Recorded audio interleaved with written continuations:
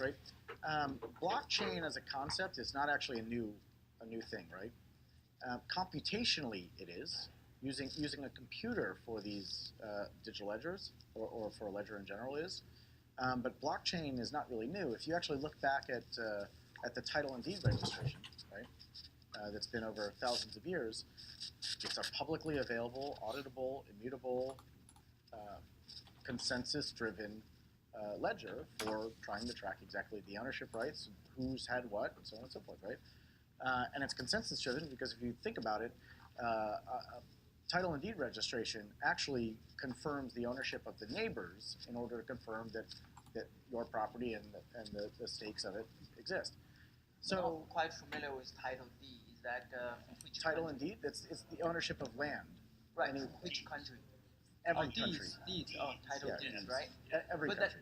don't that through a trusted central government recognize that? Well, no, actually. So title and land registration or deeds registration is only held by the centralized government, right? To be able to maintain conformity.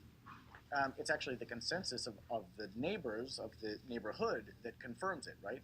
So it's not the centralized government that creates the title and deed registration, okay? It's the neighbors and the agreement itself of who owns what property, and everybody then confirms, right? So in order to say, okay, I'd like to buy that chair, I need to confirm that chair, that chair, that chair, that chair, that chair, in order to confirm exactly how much land that chair has, right? We do a similar thing with consensus mechanisms in blockchain and digital ledgers. So in order to talk about the best use case possible for blockchain, I would say anything that is a registration of an asset in any case, right? It's had thousands of years to evolve to do exactly that. We don't do it with physical land property, we do it with intellectual property.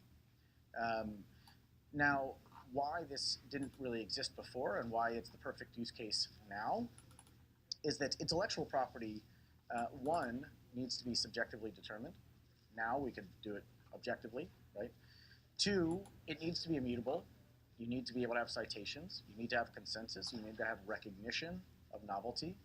And it's fundamentally digital now. Okay? It was written before, but it's digital in essence now, in nature.